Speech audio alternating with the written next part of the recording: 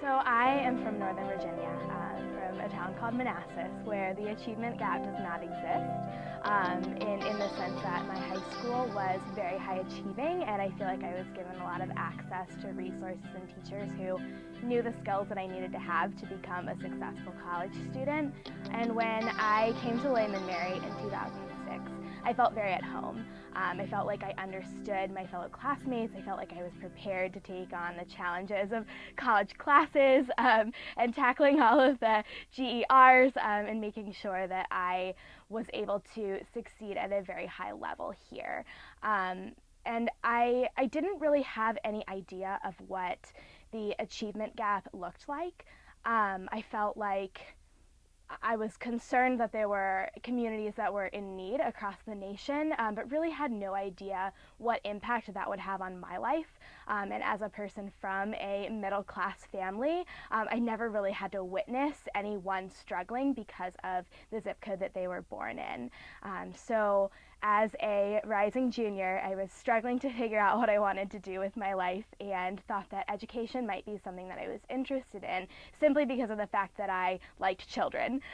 which is, I think, a reason that a lot of people get into education. So when I saw an info session flyer for Teach for America, I got really excited and I thought it was actually a scholarship program.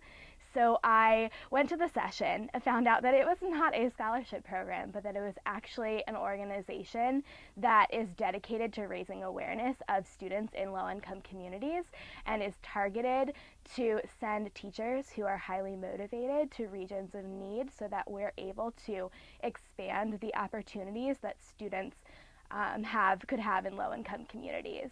So I was really excited when I learned all of that information about how Teach for America was working to close this achievement gap that exists and how much it meant to our country to ensure that all children get a quality education. And so as a senior, I applied to the 2010 Corps and was accepted to teach in Phoenix. I taught first grade English as a second language for 2 years. And I would say that I couldn't be happier with the decision that I made because I know that the 2 years that I spent in Phoenix dramatically changed the life prospects of my students who deserve the best education possible, my students who are going to be the face of our nation as adults, and my students who could become the next president of the United States. And they deserve that opportunity because they were born into an area where automatically their life prospects are lowered, but with the help of a good teacher and with the help of a lot of good teachers, they're able to gain the skills and the content knowledge that they need to become a productive citizen of society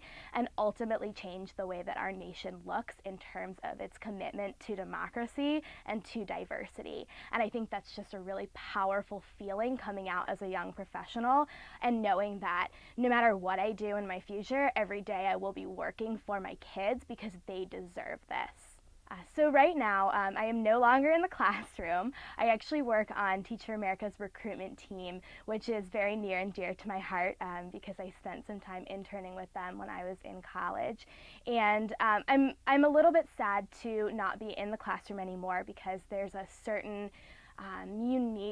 uniqueness of being on the front lines and actually spending time with these kids and seeing the amazing things that they're capable of every single day. But I decided to step away from the classroom because I knew from experience from working in my charter school that we need hundreds of thousands of motivated teachers